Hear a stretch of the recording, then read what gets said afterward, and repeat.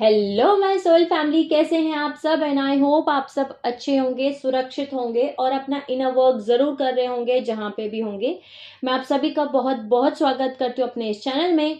Thank you so much मुझे इतना प्यार देने के लिए। And I am very glad कि मैं आपकी किसी भी तरीके से हेल्प कर पाती हूँ, चाहे वो कोई भी स्पिरिचुअल इन्फॉर्मेशन शेयर करके हो या फिर टैरो कार्ड रीडिंग के थ्रू। अगर आपने मेरा ये चैनल अभी तक नहीं सब्सक्राइब किया है तो please like, share and subscribe to the channel. And आप भी मुझे कमेंट सेक्शन में बता सकते हैं अगर आप मुझे कुछ भी बताना चाहते हैं तो चलिए आज का वीडियो शुरू करते हैं। और आज का वीडियो है हमारा पार्ट नंबर 5, जो कि ऑलरेडी हम एक सीरीज कर रहे हैं, मैं बोल सकती हूँ एक टॉपिक को डिस्कस कर रहे हैं जिसमें हमने अभी तक 4 पार्ट्स कवर अप कर लिए हैं। जो कि टॉपिक है हमारा एपीएन सिस्टम और एलपीएन सिस्टम्स के ऊपर। हमने पिछले 4 पार्ट्स में जाना कि एपीएन सिस्टम्स और एलपीएन सिस्टम्स का फुल फॉर्म क्या है। हमने 5.5 मिलियन ईयर्स से लेकर के 1999 के बीच के सारे इवेंट्स कवर किए कि क्या क्या इवेंट्स आए एक के बाद एक, कैसे कैसे एटलांटन एपीआई सिस्टम, पाइलोन इम्प्लांट नेटवर्क्स और लिमोरिन पाइलोन इम्प्लांट नेटवर्क्स ये कब क्रिएट किए गए थे, किसने क्रिएट किए थे और क्यों क्रिएट किए गए थे, ये सब कुछ हमने पिछले पार्ट्स में कवर किया है। सो आज के इस पार्ट में हम टाइमलाइन कवर करेंगे और ये आखिरी पार्ट होगा एलपीएन सिस्टम और एपीएन सिस्टम्स के ऊपर। ओके, और ये हमारा पूरा टॉपिक कवर हो जाएगा। आज के इस पार्ट में, जो कि पार्ट नंबर 5 है, हम कवर करेंगे फ्रॉम 1 जनवरी 2000 से लेकर के 9/11/2001 का इवेंट, जिसको हम बोलते हैं बहुत ही फेमस इवेंट है, जिसके बारे में आई थिंक जैसे मैंने पिछले पार्ट में बोला था ऑलमोस्ट सभी जानते हैं। ओके, 9/11 अटैक हुआ था अमेरिका में, ट्विन टावर्स पूरे के पूरे ब्रेक हो गए थे, गिर गए थे, जिसमें कि एक एरोप्लेन क्रैश हुआ था। यहाँ तक हम कवर करेंगे आज के इस पार्ट में और हम जानेंगे कि एक्चुअली में वो क्या था। और ये पूरी सीरीज, ये पूरा टॉपिक हमारा यहाँ पे एंड होगा इस इवेंट के साथ में। ये लास्ट इवेंट है इस पूरी एपीएन सिस्टम और एलपीएन सिस्टम के टॉपिक के ऊपर। ओके, चलिए शुरू करते हैं 1999 से एक बार फिर, जो हमने लास्ट में जहाँ पे हमने छोड़ा था कि जैसे कि मैंने आपको बताया कि 1999 में जो गार्जियन अलायंस थे वो कंटिन्यू नेगोशिएशंस कर रहे थे उन रेसेस के साथ में जिन्होंने पैलेडियन सीडन अग्रीमेंट्स को ब्रेक कर दिया था। ठीक है, कि आप वो कोशिश कर रहे थे कि वो वापस से कुछ ऐसा पैलेडियन सीडन अग्रीमेंट्स को वापस से रीएस्टैब्लिश कर सकें। और उसमें से जो रेसेस थी जिन्होंने पैलेडियन सीडन अग्रीमेंट्स ब्रेक कर दिया था वो थे Ashtar command, galactic federation, Thoth, okay, Semjase, Paladian, Anunnaki race lines. और जो अनुनाकी रेस लाइन्स थे इनके साथ में कंटिन्यू गार्जियन अलायंसेस जो थी वो नेगोशिएशंस कर रही थी ताकि हम इनके साथ वापस पैलेडियन सीडन अग्रीमेंट्स कर सकें, ताकि ये जो फाइनल कॉन्फ्लिक्ट ड्रामा है वो पूरा ना कर सकें, ताकि हम सब असेंड हो सकें, स्टीलर एक्टिवेशन साइकिल अच्छे से गुजरे। इधर जो ड्रेकोलियन रेस लाइन्स थे, ड्रेकोलियन ग्रुप्स जो थे, उन्होंने साइकोट्रॉनिक पल्सेस को भेजना शुरू कर दिया था यूएसए, जेरूसलम और चाइना में। हमने साइकोट्रॉनिक पल्सेस के बारे में भी जाना था। ये थोड़ी थोड़ी slow pulse, mind control pulses हैं जो कि हमारे सेकंड डीएनए स्ट्रैंड को, सेकंड चक्र को, इमोशनल बॉडी को इफेक्ट करती हैं, जो कि फाइट एंड फ्लाइट इंस्टेंट को एक्टिवेट करती हैं। इनको वर्ल्ड वॉर 3 करना था, उसलिए ये साइकोट्रॉनिक पल्सेस को भेजा जा रहा था, ओके, ड्रेकोलियन ग्रुप्स की तरफ से। ये था हमारा 1999 का इवेंट। अब आता है हमारा इवेंट 1 जनवरी 2000, जो कि बहुत इंपॉर्टेंट इवेंट है। जैसे कि 2,08,216 बीसी में हमारा स्टीलर एक्टिवेशन साइकिल आई थी और उस समय ड्रेकोलियन इन्वेजन हुआ था। ओके, और ड्रेकोलियन इन्वेजन के साथ साथ हमारी एक एलपीएन सिस्टम को हाईजैक भी कर लिया गया था। और उस टाइम से लेकर के अभी तक हमारे अर्थ के टेम्पलेट में 12 डीएनए, 12 डायमेंशन की जो एनर्जी थी, 12 कोड की जो एनर्जी थी वो अवेलेबल नहीं थी हमारे पास में। ओके, फाइनली जो इंडिगोज हैं, जो स्टार सीड्स हैं, जो एमरल्ड कवनेंट रेसेस हैं, जो ग्रिड्स पे काम कर रही हैं, जो उस समय पे काम कर रही थी, ओके, उन्होंने फाइनली सक्सेसफुली एक्टिवेशन कर दिया 12 कोड पल्स का अर्थ की टेम्पलेट पे ऑन 1 जनवरी 2000, जो कि गाइडलाइंस मिली थी जिस तरीके से, वो ये थी कि 2003 तक अर्थ की टेम्पलेट पे यानी अर्थ पे 12 कोड पल्स को लेकर के आना था, एक्टिवेट करना था। लेकिन समय से पहले ही 2003 से पहले ही 2000 में 12 कोड पल्स 12th डायमेंशन की एनर्जी अब वापस से अवेलेबल थी, वापस से आ गई थी हम सभी के लिए।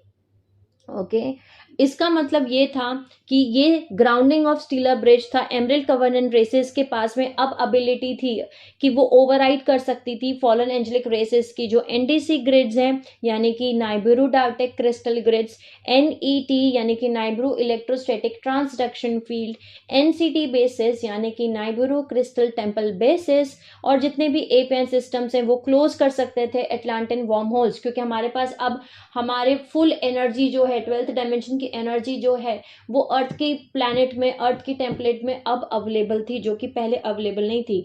और अवेलेबल होने की वजह से हम सभी ये सब कुछ कर सकते थे।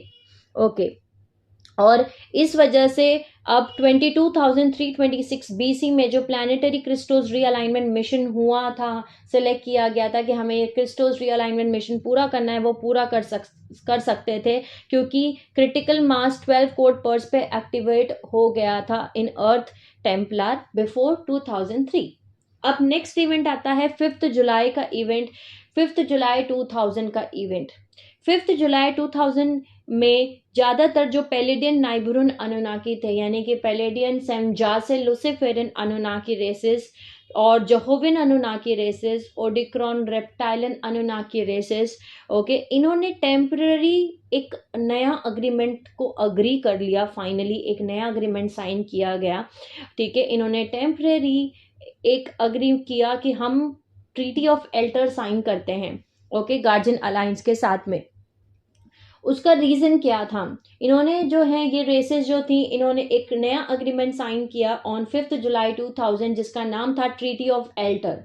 ट्रीटी ऑफ एल्टर में एक्चुअली जो हायर डायमेंशंस हैं वहाँ पे एक वॉर चल रहे थे जिसका नाम था ओरियन वॉर्स, जिसमें ड्रेकोलिन रेसेस जो थी वो अनुनाकी रेसेस को हरा रही थी, ऑलमोस्ट उनको ख़त्म कर रही थी, जिस वजह से अनुनाकी रेस लाइंस वापस से गार्जियन अलायंस के पास में पहुंचे और उन्होंने उनको बोला गार्जियन फाउंडर रेसेस को कि प्लीज़ हमारी हेल्प करो, हमें सपोर्ट करो ताकि और हमें प्रोटेक्शन दो, अनुनाकी रेसेस को प्रोटेक्ट करो जो कि अटैक हम पे हो रहा है ओरियन वॉर्स में, ओके। और वो उस समय जो हायर डेंसिटी डायमेंशन टाइमलाइंस में हो रहा है, ओके जो हायर डेंसिटी डायमेंशनल टाइमलाइंस में हो रहा है, इनमें हमारी हेल्प करो, हमें प्रोटेक्ट करो। इन एक्सचेंज इसके बदले में हम इस अग्रीमेंट के तहत, ओके ये जो अग्रीमेंट साइन किया था ये उन्होंने अपनी बात रखी थी कि हमारी हेल्प करो। गार्जियन अलायंस ने बोला ठीक है हम आपकी हेल्प करेंगे, हम आपको प्रोटेक्शन देंगे, ओके हम आपको सपोर्ट करेंगे ओरियन वॉर्स में, लेकिन इन एक्सचेंज आपको जो अर्थ का टारगेट नंबर 4 है, जो गीजा है, ओके यानी इजिप्ट है जहाँ पे आपने कंट्रोल कर रखा है, उसको रिलीज करना होगा और वापस से गार्जियन अलायंस को हमें टारगेट नंबर 4 देना होगा, वापस से फाउंडर्स को गार्जियन अलायंस को हमें हमारा टारगेट नंबर 4 वापस करना होगा। जो अनुनाकी रेसेस थी ओरियन स्टार सिस्टम्स की, उन्हें प्रोटेक्शन ग्रांट दी गई, ओके इस ट्रीटी ऑफ एल्टर में, यानी एल्टर एक तरीके का मैं बोल सकती हूँ आपको ओरियन स्टार सिस्टम के अंदर एक प्लैनेट है जहाँ पे एक्चुअली पे ये वॉर हो रहा था ओरियन स्टार सिस्टम में बिटवीन अनुनाकी रेसेस और ड्रेकोलियन रेसेस। इन दोनों रेसेस के बीच में एक वॉर चल रहा था हायर डेंसिटीज में, हायर डायमेंशंस में, हायर उसमें, ओके डायमेंशनल टाइमलाइंस में, जहाँ पे अनुनाकी रेसेस थे वो एक ऐसा बोल सकती हूँ हार रहे थे, ओके और ड्रेकोलियन रेसेस ऑलमोस्ट उनको हरा चुके थे। उस टाइम लाइन में वहां पे अनुनाकी रेसेस वापस से गार्जियन अलायंस के पास में आई, फाउंडर रेसेस के पास में आई, उन्होंने बोला कि प्लीज हमें प्रोटेक्शन दो, हमें हेल्प करो, हमें सपोर्ट करो इन ओरियन वॉर्स में, ओके। बदले में गार्जियन अलायंस ने हाँ बोला कि ठीक है हम आपके साथ में हेल्प करेंगे, आपको सपोर्ट करेंगे, आपको प्रोटेक्ट करेंगे, लेकिन आपको हमारे साथ एक ट्रीटी ऑफ एल्टर साइन करना होगा, एक अग्रीमेंट साइन करना होगा जिसका नाम होगा ट्रीटी ऑफ अल्टर, जिसके तहत हम आपकी हेल्प करेंगे। इन एक्सचेंज आपको जो हमारा टारगेट नंबर 4 है, ओके गीजा इजिप्ट, वो आपको वहां से कंट्रोल हटाना होगा और उसको हमें वापस से हैंड ओवर करना होगा। इस चीज़ के लिए अनुनाकी रेसेस ने अग्री किया और अनुनाकी रेसेस जो ओरियन स्टार सिस्टम्स की थी उनको प्रोटेक्शन दिया गया गार्जियन अलायंस की तरफ से फ्रॉम ड्रेकोलिन इन्वेजन। जो ड्रेकोलिन उन पर इन्वेजन कर रहे थे वहाँ से उनको प्रोटेक्शन दी गई। और अनुनाकी रीजन्स जो थे वो 1992 का जो हमारा एमरल्ड कवेनेंट प्रॉमिस था कि हम सीरन पेलिडियन अग्रीमेंट था, वो अपना प्रॉमिस जो है वो पूरा करेंगे। प्लस जो अर्थ का डोमिनेंट एजेंडा वो फॉलो करना चाहते हैं, यानी अर्थ पे जो वो डोमिनेशन करना चाहते हैं, अपने उस प्लान को भी वो छोड़ देंगे, यानी अर्थ पे भी डोमिनेशन नहीं करेंगे। ये सब चीज़ें उस ट्रीटी ऑफ एल्टर में जो है लिखी गई, अग्री की गई। यानी कि जो अनुनाकी रेसेस हैं उन्होंने अग्री किया कि हम अर्थ पे डोमिनेशन जो एजेंडा हमारा हम डोमिनेट करना चाहते हैं उस एजेंडा को हम छोड़ देंगे, हम ख़त्म कर देंगे। प्लस 1992 में जो हमने सीरन पेलिडियन अग्रीमेंट्स किए थे और उसमें जो प्रॉमिस किया था कि हम टारगेट नंबर 4 हम वापस दे देंगे ओके गार्जियन अलायंस को, इन सब प्रॉमिस को हम पूरा करेंगे। अब हम इस बात पे आते हैं कि ये था हमारा ट्रीटी ऑफ एल्टर जिसमें उन्होंने प्रॉमिस किया, टेम्परेरी अग्री किया अनुनाकी रेसेस ने कि ठीक है हम ये सब करने के लिए तैयार हैं। लेकिन हम इस बात पे आते हैं कि 1992 में उन्होंने एक्चुअली में सीरन पेलिडियन अग्रीमेंट्स ब्रेक क्यों किए थे। ओके, सो जो एमरल्ड कवेनेंट फाउंडर्स थे उन्होंने उनकी डिमांड्स को पूरा नहीं किया था, जिसकी वजह से उन्होंने सीरन पेलिडियन अग्रीमेंट्स को तोड़ दिया था, ब्रेक कर दिया था। जो अनुनाकी रेस लाइन्स थी उन्होंने डिमांड किया था गार्जियन अलायंस से कि जो पूरी एंटायर ह्यूमन रेस है अर्थ पे, ठीक है, उसको हमारे सोल डोमिनेशन यानी कि जो अनुनाकी के अनुमेल्चिसडिक्स हाइब्रिड रेसेस हैं जो इनर अर्थ की हैं उनके अंडर कंट्रोल में, डोमिनेशन में आपको रखना होगा। ओके, ये उन्होंने डिमांड की थी। यानी कि अभी तक गार्जियन अलायंस ने अर्थ की जो हमारे टारगेट्स हैं as a universal security team humans को बनाया कि हम वहाँ के सिक्योरिटी गार्ड्स हैं। इन टारगेट्स को प्रोटेक्ट करने की रिस्पॉन्सिबिलिटी ह्यूमंस की है, इंसानों की है, और एंजेलिक ह्यूमंस हैं, हम हैं यहाँ के सिक्योरिटी गार्ड्स। जब ये सारा इंसिडेंट हुआ उस समय पे अनुमेल्चिसडिक रेस लाइन जो कि एक हाइब्रिड रेस है अनुनाकी की, उनको भी बनाया गया हमारे साथ सिक्योरिटी गार्ड की, वो भी हमारे साथ इक्वल शेयर गार्जियनशिप शेयर करेंगे, वो भी सिक्योरिटी गार्ड बनेंगे। लेकिन अनुनाकी रेस लाइन्स को ये नहीं एक्सेप्ट था। वो चाहते थे कि जो अनुनाकी रेस लाइन्स के अनुमेल्चिसडिक्स हाइब्रिड रेसेस हैं वो यहाँ पे कंट्रोल करेंगी, यहाँ वो डोमिनेशन करेंगी, और जो एंजेलिक ह्यूमन रेसेस हैं वो यहाँ पे सिक्योरिटी गार्ड जो है वहाँ से वो सिक्योरिटी टीम नहीं रहेगी। ओके, वो डोमिनेट करेंगे अनुमेल्चिसडिक रेस लाइन्स, यानी अनुनाकी रेसेस यहाँ पे डोमिनेट करेंगी एंजेलिक ह्यूमन रेसेस के ऊपर। ओके, और वो इस वजह से जो गार्जियन रेसेस हैं उन्होंने मना कर दिया था कि हम इस चीज़ को अलाउ नहीं कर सकते, जिस वजह से इन रिटर्न अनुनाकी रेसेस ने बोला कि ठीक है, अगर आप हमारी डिमांड्स पूरी नहीं कर सकते तो फिर हम भी इस अग्रीमेंट को 1992 के सीरन पेलिडियन अग्रीमेंट्स को हम पूरा नहीं कर सकते, हम उसको ब्रेक करते हैं। ओके, सो 1992 सीरन पेलिडियन अग्रीमेंट में अग्री किया गया था कि ह्यूमन और अनुमेल्चिसडिक रेस जो होंगे, उनके जो हाइब्रिड रेस है, हम दोनों ही ओके दोनों रेसेस जो हैं एंजेलिक ह्यूमन रेसेस और अनुमेल्चिसडिक, दोनों ही रेसेस को गार्जियनशिप बनेंगे अर्थ के टेम्पलेट के। ओके, हम को गार्जियनशिप बनेंगे, दोनों साथ में शेयर करेंगे, गार्जियनशिप शेयर करेंगे। ओके, दोनों ही प्रोटेक्ट करेंगे। लेकिन अनुनाकी रेसेस पूरा होल एंड सोल प्रोप्राइटरशिप बोल सकते हैं, होल एंड सोल चाहते थे कि वही करें, वही बने गार्जियनशिप, और as a human race lines हम उनके स्लेव रेस बने। ओके, वो हम पे डोमिनेशन करें, कंट्रोल करें, और हम उनके गुलाम बने बेसिकली। ओके, वो पूरा होल डोमिनेशन चाहते थे। ओके, और इस वजह से उन्होंने सीरन पेलिडियन अग्रीमेंट्स को ब्रेक कर लिया था। अब वापस से उसी बात पे आ जाते हैं। जैसे मैंने आपको बताया कि 1992 का उन्होंने सीरन पेलिडियन अग्रीमेंट ब्रेक कर दिया, लेकिन जब हायर डायमेंशंस में ओरियन स्टार सिस्टम के अंदर जो आल्टर प्लैनेट है वहाँ पे जब ओरियन वॉर्स हो रहे थे, ओरियन वॉर्स हो रहे थे जिसमें ड्रैकोलियन रेस लाइन्स इन्वेजन कर रही थी अनुनाकी रेस लाइन्स पे, तब वापस से एक बार फिर अनुनाकी रेस लाइन्स जो थे वो वापस से आए गार्जियंस के पास में कि हमें प्रोटेक्ट करो, हमें हेल्प करो, ओके, और ड्रैकोलियन रेस लाइन से हमारी रक्षा करो। बदले में गार्जियन रेस लाइन्स ने अग्री किया कि ठीक है, हम आपकी हेल्प करेंगे, आपको हमारे साथ में एक ट्रीटी साइन करनी होगी जिसका नाम होगा ट्रीटी ऑफ आल्टर, जिसके तहत हम आपकी हेल्प करेंगे, आपको प्रोटेक्ट करेंगे, आपको सपोर्ट करेंगे ओरियन वॉर्स में, लेकिन आपको अपना प्रॉमिस जो सीरियन पैलिडियन अग्रीमेंट्स में आपने प्रॉमिस किया था कि आप स्टारगेट नंबर 4 को हैंड ओवर करेंगे गार्जियन फाउंडर रेसेस को, वो आपको हैंड ओवर करना होगा, ओके। प्लस अर्थ के ऊपर जो आपका डोमिनेशन एजेंडा है उसको भी छोड़ना होगा, उस प्लान को खत्म करना होगा, आप डोमिनेशन नहीं करेंगे, उस प्लान को कैंसिल करना होगा, ठीक है। सो बिकॉज इस वजह से यानी ड्रैकोलियन एजेंडा की वजह से ट्रीटी ऑफ एल्टर साइन हुई और उन्होंने इस ट्रीटी को साइन किया। तो ये था इवेंट। एमरल्ड कवेनेंट रेसेस जो थी इन्होंने रेस बिगिन किया यानी शुरुआत की 12 कोड पल्स ग्रिड की रिकोडिंग करना शुरू किया, यानी ग्रिड्स को रिकोडिंग करना शुरू किया 12 कोड पल्स के ऊपर, और ह्यूमन डीएनए टेम्पलेट को क्लियरिंग करना स्टार्ट कर दिया। सो ये था हमारा 5 जुलाई 2000 का इवेंट। इसके बाद आता है नेक्स्ट इवेंट जो है अगस्त 2000 का इवेंट। अगस्त 2000 का इवेंट में जो पेरू है वहां पे जो treaty of altar race lines थी उन्होंने शुरुआत की ट्रांसफर करना, यानी कि वो ट्रांसफर कर रहे थे इस टाइम पे Phoenix serpent Phoenix APIN system, okay, serpent APIN system, NDC grids, NET grids, यानी कि इन सभी ग्रिड्स को, इन सभी एपियन सिस्टम्स को हैंड ओवर करना, ट्रांसफर करने का पूरा प्रोसेस शुरू किया गार्जियन अलायंसेस को, यानी कि एमरल्ड कवेनेंट रेसेस को कंट्रोल देना शुरुआत हुई, यानी ट्रांसफर करना शुरू हुआ इन अगस्त 2000।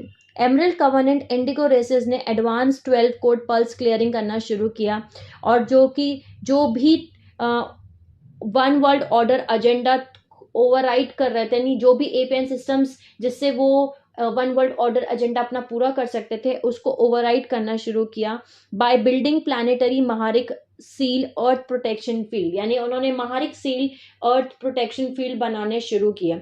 महारिक शील्ड जो है बेसिकली हमारी 12 डायमेंशन की, यानी 12th डायमेंशन की एनर्जी है जो कि किसी भी ब्लूप्रिंट को, किसी भी चीज को रीसेट कर देती है ओरिजिनल डिवाइन ब्लूप्रिंट पे। जैसे कि आप सभी को अब पता है कि जो actual natural angelic DNA template है वो 12 स्ट्रैंड डीएनए टेम्पलेट है। सो महारिक शील्ड बेसिकली एक तरीके का प्रोटेक्शन बफर ब्लैंकेट है जो कि महारिक शील्ड कवर करती है उस पूरे चीज में कुछ भी अगर डिस्टॉर्शंस है उनको रीसेट करके जो ओरिजिनल नेचुरल ब्लूप्रिंट क्रिएशन है उसको वहां पे लेके जाती है। अब आता है हमारा नेक्स्ट इवेंट, नेक्स्ट टाइमलाइन जो कि है 7 सितंबर 2000 का टाइमलाइन। एक चीज इस इवेंट को जानने से पहले हम ये जान लेते हैं कि जो हमारा ट्रीटी ऑफ एल्टर हुआ था इसमें कौन कौन सी रेसेस थी, हमारी अनुनाकी की कौन कौन सी रेस लाइन्स थी जिन्होंने अग्री किया था, ट्रीटी ऑफ एल्टर साइन किया था। सो इसमें थे पैलेडियन, सेमजासे, लुसिफेरियन अनुनाकी रेस लाइन्स। सेकेंड थे एंड्रल ओडिक्रॉन अनुनाकी रेस लाइन्स। तीसरे थे मार्डुक ड्रामिन सेटिन अनुनाकी रेस लाइन्स, और चौथे थे थॉथ एंकी जेफिलिम अनुनाकी रेस लाइन्स। ये वो अनुनाकी रेस लाइन्स थे जिन्होंने ट्रीटी ऑफ एल्टर साइन किया था गार्जियन रेसेस के साथ में, जो ओरियन स्टार सिस्टम में ड्रैकुलियन इन्वेजन के टाइम पे कहीं ना कहीं पे अटैक किया जा रहा था और ये हार रहे थे, ओके। सो इन्होंने साइन किया था ट्रीटी ऑफ एल्टर। अब 7 सितंबर 2000 में जो निक्रोमेंटन एंड्रोमी ग्रुप्स है यानी कि वाइट ईगल, ओके, इन्होंने जो है यूनाइट किया अल्फा और ओमेगा रेसेस को, ओके, और इन्होंने नेगोशिएशंस किए जेहोवियन अनुनाकी रेस लाइन्स के साथ में जो कि डव है। जेहोवियन अनुनाकी रेसेस जो हैं वो ओरियन स्टार सिस्टम और आर्किटस स्टार सिस्टम में प्रेजेंट है। फाल्कन के साथ में जो कि जेटास की एपियन सिस्टम है, फिर ओडिक्रॉन जिनका एपियन सिस्टम मतलब जेटा और ओडिक्रॉन, इन दोनों का जो एपियन सिस्टम है वो फाल्कन है, इनके साथ नेगोशिएशन किया। ड्रैगन यानी कि Omicron Drakonian race lines, galactic federation and Ashtar command, Jehovian Sirius A Anunnaki races हैं, इन सभी के रेस लाइंस के साथ में नेगोशिएशन किया निक्रोमेंटन एंड्रोमी ग्रुप्स ने। यानी निक्रोमेंटन एंड्रोमी ग्रुप्स जो हैं यानी वाइट ईगल, इन्होंने यूनाइट कर दिया, इकट्ठा कर दिया, सबको एक जगह कर दिया। अल्फा ओमेगा रेसेस को, ओके, जोहोविन अनुनाकी को, जेटास को, ओडिक्रॉन को, ओमनिक्रॉन रेसेस को, आस्टर कमान यानी कि Jehovian Sirius A Anunnaki races को, friendly enemies deals to combine, यानी कि ये वैसे तो एक दूसरे के एनिमीज हैं, दुश्मन हैं, लेकिन उन्होंने वापस से एक नया डील साइन किए एक दूसरे के साथ में कि चलो क्यों ना एक काम किया जाए, हम एक काम करते हैं, अपने अपने एपीएन सिस्टम्स को कंबाइन कर लेते हैं। तो इन्होंने अपने अपने एपीएन सिस्टम को कंबाइन किया, जिसमें थे white eagle, dove, falcon, dragon, ताकि ये डिफीट कर सके, हरा सके एमरल्ड कवनेंट रेसेस को और treaty of Altair Anunnaki races को, यानी कि जिन्होंने जो treaty of Altair Anunnaki race lines थी उनको हरा सकें, प्लस एमरल्ड कवनेंट रेसेस, यानी कि जो एमरल्ड कवनेंट रेसेस हैं जिसमें कि एंजेलिक ह्यूमन रेस लाइंस आती हैं, स्टार सीड्स आते हैं, इंडिगोज आते हैं, गार्जियन अलाइंसेस आते हैं, हम सभी को डिफीट करने के लिए इन्होंने अपने अपने जो एपीएन सिस्टम्स थे इनको इकट्ठा कर लिया। ओके, निक्रोमेंटन एंड्रोमीज ने पिटिशन साइन किया पेलेडिन, नाइबुरन, सेमजासे, लुसिफेरन अनुनाकी रेस लाइंस और एनरल ओडिक्रॉन रेस लाइंस और थॉथ एंकी जेफिलम अनुनाकी रेस लाइंस, यानी कि आप भी कंबाइन कर सकते हो अपने अपने एपीआई सिस्टम्स, यानी कि treaty of Altair Anunnaki race lines जो थी उनके पास भी एक ऑफर भेजा गया, ठीक है, उनको भी बोला गया कि आप भी अपने अपने एपीआई सिस्टम्स जो हैं कंबाइन कर लो और एंटर हो जाओ UIR one world order master plan में। यहां से हमारा UIR यूनाइटेड इंट्रोडक्टर रेस लाइंस शुरू होता है।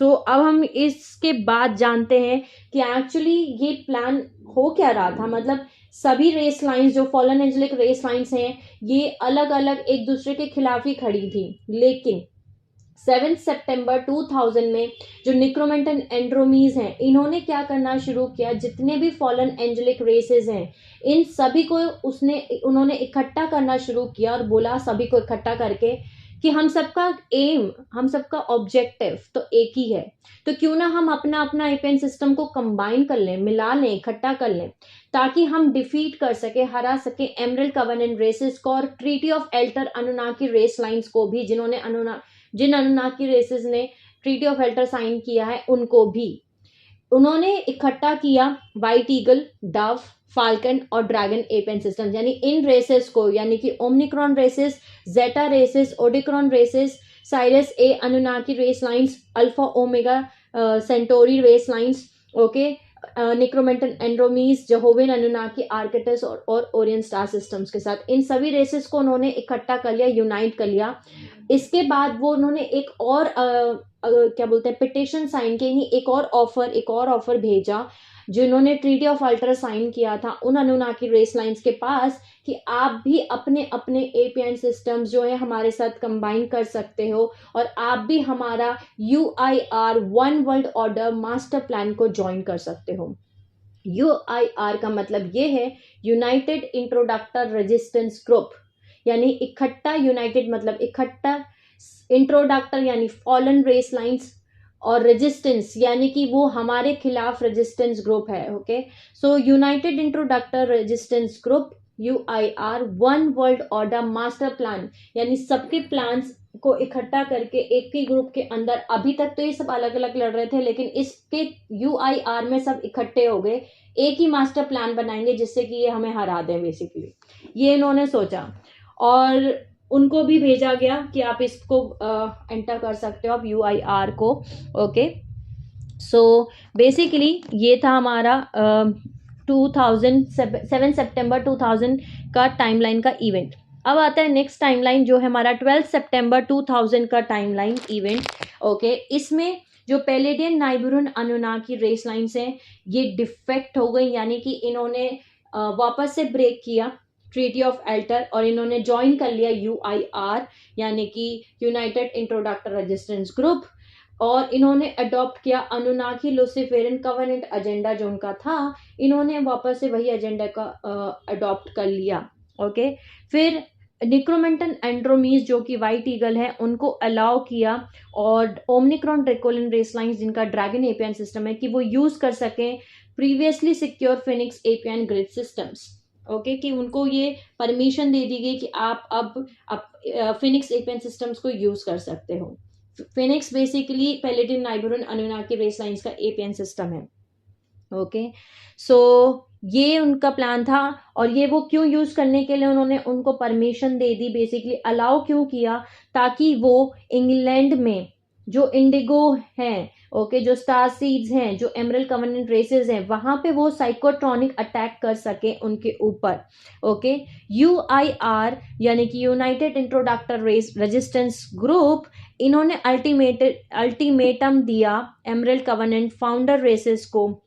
ओके, 12 सितंबर 2000 में एक बहुत बड़ा इवेंट और हुआ, जिसमें कि बेसिकली सबसे पहले तो पैलेडिन, नाइबेरियन, अनुनाकी रेस लाइन्स ये डिफेक्ट हो गए। इन्होंने वापस से अपना ट्रीटी ऑफ एल्टर जो था वो ब्रेक कर दिया, तोड़ दिया, और ये वापस से यूआईआर यानी यूनाइटेड इंट्रोडक्टर रेजिस्टेंस ग्रुप, इसको one world order master plan, इसमें इन्होंने ज्वाइन कर लिया। और ज्वाइन करने के बाद इन्होंने अडॉप्ट किया अनुनाकी लुसिफेरन कवेनेंट एजेंडा, जो उनका ओरिजिनल यही एजेंडा था। और उन्होंने निक्रोमेंटन एंड्रोमीज और ओमनिक्रॉन ड्रैकोलिन रेस लाइन्स को अलाउ किया कि आप हमारा फिनिक्स एपीएन सिस्टम्स को यूज कर सकते हो। और वो क्यों किया गया, क्योंकि ये दोनों रेसेस जो थी वो इस फिनिक्स एपीएन सिस्टम को यूज करके इंग्लैंड में जो इंडिगोज हैं, जो स्टार सीड्स हैं, जो कि एमरल्ड कवेनेंट रेसेस हैं, उनके ऊपर साइकोट्रॉनिक अटैक कर सके। इस इवेंट के बाद में जो कि यूआईआर है यानी यूनाइटेड इंट्रोडक्टर रेजिस्टेंस ग्रुप, ये गए हमारी गार्जियन अलायंस के पास में, हमारी फाउंडर रेसेस के पास में, और इन्होंने एक अल्टीमेटम दिया हमारी फाउंडर रेस लाइन्स को, यानी जो गार्जियन अलायंसेस हैं उनको एक अल्टीमेटम दिया। अल्टीमेटम ये था कि उनको बोला गया कि देखो, अब हम सब इकट्ठे हो चुके हैं, हम सब एक ही ग्रुप में हैं। ओके, जितनी फॉलन रेस लाइन्स है हम सब एक ही ग्रुप में हैं। आपको अल्टीमेटम दिया जाता है कि आप अर्थ को छोड़ दो। ओके, अर्थ को अबेंडन करो, जितने भी यहाँ पे एंजेलिक ह्यूमंस हैं इनको आप छोड़ो, ताकि हम यूआईआर जेनोसाइड एजेंडा पूरा कर सकें। जेनोसाइड एजेंडा का मतलब है कि वो बड़े लेवल पे मार सके ह्यूमंस को। ओके, बदले में आपको हम 50,000 इंडिगोज यानी 50,000 इंडिगोज, 50,000 स्टार सीड्स को लेके जाने के लिए, इवैक्यूएशन करने के लिए परमिशन देते हैं कि आप 50,000 सोल्स को यहां से ले जा सकते हो जो स्टार सीड्स हैं। बाकी की 5 लाख सोल्स जो कि स्टार सीड्स हैं, जो इंडिगोज हैं, उनको आपको यहीं छोड़ना होगा। प्लस जितने ह्यूमंस हैं, जितने एंजेलिक रेस लाइन्स हैं, उन सबको आपको यहाँ से छोड़ के जाना होगा। बहुत अच्छा अल्टीमेटम दिया गया था। और अगर आप ये बात नहीं मानते हो तो फिर वॉर ऑन है, क्योंकि अब हम सब इकट्ठे हैं। सो एमरल्ड कवेनेंट रेसेस के पास में ये अल्टीमेटम पहुंचा यूनाइटेड इंट्रोडक्टर रेजिस्टेंस ग्रुप की साइड से कि आपको उस टाइमलाइन तक 5,50,000 इंडिगोज यानी कि 5,50,000 स्टार सीड्स पैदा हो चुके थे।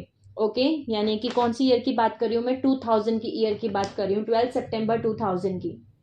उन्हें ये अल्टीमेटम दिया गया कि आपको सिर्फ 50,000 इंडिगोस को यानी स्टार सीड्स को आप इवैक्यूएशन कर सकते हो, लेके जा सकते हो, अर्थ पे से आप उनको हटा सकते हो। बाकी 5 लाख को आपको यहीं रखना होगा। प्लस जितने भी अर्थ पे ह्यूमन सोल्स हैं, एंजेलिक ह्यूमन सोल्स हैं, उनको भी आपको यहीं अबेंडन करना होगा, छोड़ के जाना होगा। अर्थ को आपको छोड़ के जाना होगा और हम इनको मारेंगे यहाँ पे, अब हमारा यहाँ पे राज चलेगा। एमरल्ड कवेनेंट फाउंडर रेसेस ने रिजेक्ट कर दिया यूआईआर का अटेम्प्टेड ब्लैकमेल ऑफर। बेसिकली एक ब्लैकमेल ऑफर था कि या तो आप हमारी बात मानो, अदरवाइज अब हम यहाँ पे बेसिकली तहलका मचाएंगे, बोल सकती हूँ मैं। ओके, बर्बादी करेंगे, हम यहाँ पे पूरा कब्जा करेंगे। लेकिन फिर भी एमरल्ड कवेनेंट फाउंडर रेसेस ने इस प्लान को, उनके इस ब्लैकमेल वाले प्लान को, ऑफर को, डील को रिजेक्ट किया और बोला कि हम यहाँ से कहीं नहीं जाने वाले। ओके, अर्थ जो अर्थ है, प्लैनेट अर्थ है, वो एंजेलिक ह्यूमन रेसेस के लिए बनाया गया था। ओके, वो है यहाँ के यूनिवर्सल सिक्योरिटी टीम, यहाँ के सिक्योरिटी गार्ड्स, गार्जियनशिप उनके पास में है। इंडिगोज जो जिनका जन्म ही यहाँ पे इसीलिए हुआ है, स्टार सीड्स जो यहाँ पे जन्म ही इसीलिए हैं क्योंकि इस प्रोसेस को पूरा करने के लिए, ताकि वो असेंशन कंप्लीट कर सकें, हम वापस से अपनी अर्थ को वापस से तारा में लेके जा सकें, असेंड कर सकें, मर्ज कर सकें। हम इस प्लान को नहीं ड्रॉप आउट नहीं करते हैं, हम इस प्लान को नहीं छोड़ने वाले। ओके, इस वजह से UIR यानी कि यूनाइटेड इंट्रोडक्टर रेजिस्टेंस ग्रुप में उन्होंने इनिशिएट किया ऑफिशियल एडिक्ट ऑफ वॉर, यानी कि ऑफिशियली अनाउंस किया कि अब अगर आप नहीं हमारी बात मानते हो, ठीक है, ओके फाइन, तो अब हम ऑफिशियली अनाउंस करते हैं कि अब वॉर शुरू होता है अगेंस्ट जितने भी फाउंडर रेसेस हैं, अगेंस्ट सारी emerald covenant race lines, against सारी ह्यूमन रेसेस के खिलाफ। गार्जियन अलायंस रिटर्न हुई ओरिजिनल 21 दिसंबर 2012 क्रिस्टोस रीअलाइनमेंट मिशन की तरफ। ओके, और वॉर क्राइसिस ऑर्डर शुरू हुआ और इधर master Templar planetary stewardship initiative यानी कि रेनबो राउंड टेबल इंटरवेंशन शुरू किया गया, यानी कि दोनों रेसेस जो फॉलन एंजेलिक रेसेस थी, जो यूनाइटेड इंट्रोडक्टर रेसेस थे, उन्होंने एडिक्ट ऑफ वॉर घोषित किया कि अब फिर वॉर शुरू होता है, आपने हमारी बात नहीं मानी तो ठीक है अब हम वॉर करेंगे। वो इस पे शुरू हो गए, उसकी प्लानिंग करने में शुरू हो गए। और इधर जो हमारी गार्जियन अलायंसेस थी उन्होंने रेनबो राउंड टेबल्स की शुरुआत करना शुरू कर दी। ओके, ये हुआ था हमारा 12 सितंबर 2000 में। ओके, सो एमरल्ड कवर्नेंट रेस लाइंस जो फाउंडर रेसेस थे उन्होंने रिजेक्ट किया UIR का ब्लैकमेल अटेम्प्ट, ब्लैकमेल जो वो करना चाहते थे, और ये पूरा इंसिडेंट था। अब आता है नेक्स्ट इवेंट, मई 2001 का इंसिडेंट। एमरल्ड कवर्नेंट रेसेस ने इनिशिएट किया क्राइसिस इंटरवेंशन प्रोग्राम, यानी कि इस इवेंट के बाद में जो एमरल्ड कवर्नेंट फाउंडर रेसेस थे उनको समझ में आ गया था कि जो यूनाइटेड रेस लाइंस हैं वो अब वॉर करेंगी ही करेंगी, वो पीछे नहीं हटेंगी। अब हम उनके साथ में कोई भी अग्रीमेंट, कोई भी नेगोशिएशंस नहीं कर सकते। सो इससे बेटर है कि हम अब अपनी जो टाइमलाइंस थे, अपने जो प्रोग्राम्स थे, हमें जो हमने प्लान किया था, ओके इस टाइम पे हम ये करेंगे, इस टाइम पे हम ये करेंगे, उनको हमें अब फास्ट फॉरवर्ड करना पड़ेगा। इसलिए मई 2001 में एमरल्ड कवर्नेंट रेसेस थे, उन्होंने क्राइसिस इंटरवेंशन प्रोग्राम को शुरू कर दिया, 7 साल पहले ही एक्टिवेशन शुरू कर दिए मई 2001 में, यानी कि 7 साल पहले ओपन कर दिए साइरस बी स्टारगेट। ओके, यानी कि स्टारगेट नंबर 6 को जो 7 साल बाद खुलने वाला था उसको 7 साल पहले ही ओपन कर दिया गया, जिसको एंशिएंट हॉल ऑफ एमोरा पैसेज बोला जाता है, जो डायरेक्टली कनेक्ट करता है अर्थ का Stargate number 3 directly Stargate number 6 यानी साइरस बी स्टारगेट 6 से, जिसको हॉल ऑफ एमोरा पैसेज बोला जाता है, जो कि 1000 ईयर वॉर जब सेकेंड सीडिंग थी वो डिस्ट्रॉय हो गया था। ओके, 8,46,000 BC में। सो ये रिपेयर किया गया था 22,500 BC में through Iyani indigo children grail line के द्वारा। ओके, सो 2003 का डायमेंशनल ब्लेंड एक्सपेरिमेंट को रोकने के लिए जो UIR करना चाहते थे, 2004 का फ्रीक्वेंसी फेंस और वर्ल्ड वॉर 3 का इन्वेजन शेड्यूल जो वो करना चाहते थे, इन सब से बचाने के लिए जो है एमरल्ड कवर्नेंट फाउंडर रेसेस ने 7 साल पहले ही साइरस बी टारगेट नंबर 6 को ओपन कर दिया। 2003 डायमेंशनल ब्लेंड एक्सपेरिमेंट को क्या था, अब हम वो जानते हैं कि एक्चुअली ये UIR क्या चाहते थे 2003 में dimensional blend experiment. Basically dimensional blend experiment का इंटेंशन था कि वो डायरेक्टली लिंक करना चाहते थे अर्थ की जो प्लैनेटरी शील्ड्स हैं into the planetary shields of the counter part of earth, जिसको फैंटम अर्थ बोला जाता है, यानी कि अर्थ की प्लैनेटरी शील्ड्स को वो लिंक करना चाहते थे फैंटम अर्थ के साथ में। ये डिसाइड हुआ था गार्जियन रेसेस के कि 12 कोड पल्स रिकोडिंग अगर अर्थ की टेम्पलेट में आ गई, अगर अर्थ की टेम्पलेट में 12 डायमेंशन की एनर्जी अगर आ गई तो वो सबके अंदर स्पॉन्टेनियस DNA एक्टिवेशन ट्रिगर करना शुरू कर देगा। सबके DNA जो अर्थ पे एंजेलिक ह्यूमन रेस लाइंस हैं, जो इंडिगोज हैं, जो स्टार सीड्स हैं, जो एमरल्ड कवर्नेंट रेसेस हैं, उन सबके DNA अपने आप ओपन होना शुरू हो जाएंगे, एक्टिवेट होना शुरू हो जाएंगे। ओके और एक मास ह्यूमन इंडिगो पॉपुलेशन जो है वो अवेकन होना शुरू हो जाएगी अनलोइंगली, और वो अनलोइंगली यानी कि कॉन्शियसली उनको पता नहीं होगा, लेकिन उनका बॉडी 12th डायमेंशन की एनर्जी को अर्थ की ग्रिड्स में ट्रांसफर कर रहा होगा, ट्रांसमिट कर रहा होगा। तो एक critical mass 12 code pulse planetary shields में 2003 तक चला जाएगा, जिसकी वजह से जो इल्यूमिनाती डायमेंशन ब्लेंड एक्सपेरिमेंट है उसको हम पूरा करने से रोक सकते हैं। ओके यानी अगर अर्थ की ग्रिड्स को फैंटम अर्थ में वो जोड़ना चाहते थे, ये था डायमेंशनल ब्लेंड एक्सपेरिमेंट जो वो 2003 में करना चाहते थे, फॉलन एंजेलिक रेस लाइंस।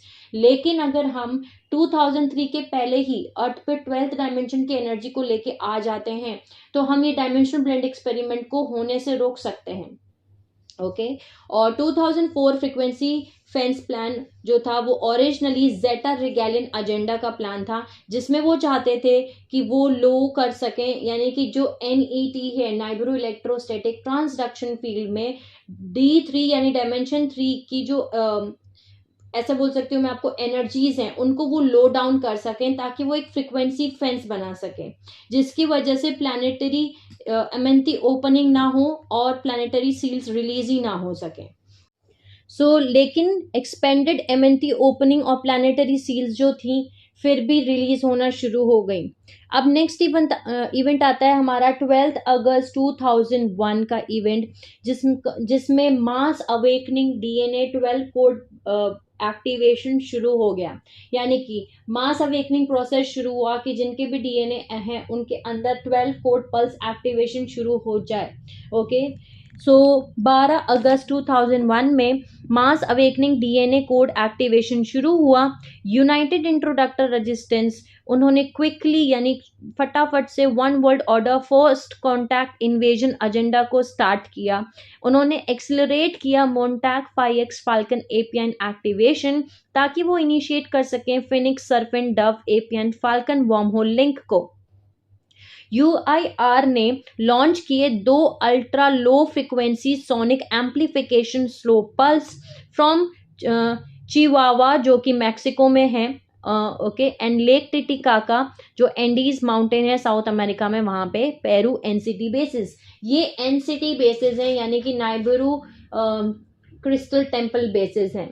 इन्होंने ये पल्सेस को लॉन्च किया। UIR ने 2 ultra low frequency sonic amplification pulses को लॉन्च किया, okay on 12 August 2001। Next event आता है 3 सितंबर 2001 का, जब Mexico sonic amplification slow pulse pass हुई through stargate number 2 grail point Sarasota Florida में।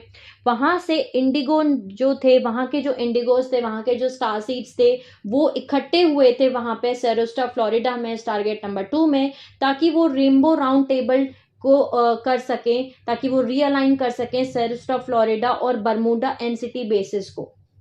तो इधर Thoth Enki Zeta Nibiruian Anunnaki groups via Chihuahua Mexico side, वहां से उन्होंने सेंड किया psychotronic rapid release pulse along with amplification slow pulse frequency, ताकि वो अटैक कर सकें उन रेनबो राउंड टेबल जो ग्रुप्स थे उनको अटैक कर सकें, इस होप में ताकि वो प्रिवेंट कर दें रेनबो राउंड टेबल 3 सितंबर का जो वो करना चाहते थे, और पार्शली वो सक्सेसफुल भी हो पाए। जो रेनबो राउंड टेबल्स वहां पे वो करने के लिए इकट्ठा हुए थे इंडिगोस, उनको वो रोकना चाहते थे, उनको सक्सेसफुली वो रोक भी पाए पार्शली, यानी थोड़ा सा उनको वो आधा तो किया उन्होंने रेनबो राउंड टेबल्स वहां पे इंडिगोज ने, लेकिन आधा वो नहीं कर पाए।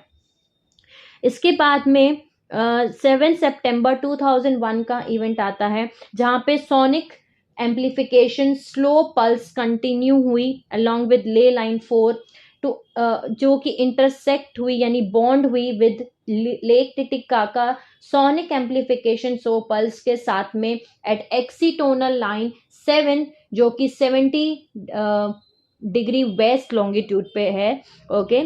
फिर बॉन्डेड सोनिक पल्स जो ड्रॉ हुई थी फिनिक्स और फाल्कन वर्म होल्स पे, जो स्टारगेट नंबर 3 बर्मुडा जेटा रिगैलियन NCT बेसिस में, वहां पे sonic amplification pulse charge collect हो गई एट बर्मुडा NCT बेस पे। नेक्स्ट है हमारा 11 सितंबर 2001 का इवेंट, जो बहुत ही इम्पोर्टेंट इवेंट है, जिसको ट्रिगर इवेंट किया कहा जाता है, जिसको हम सब ने देखा।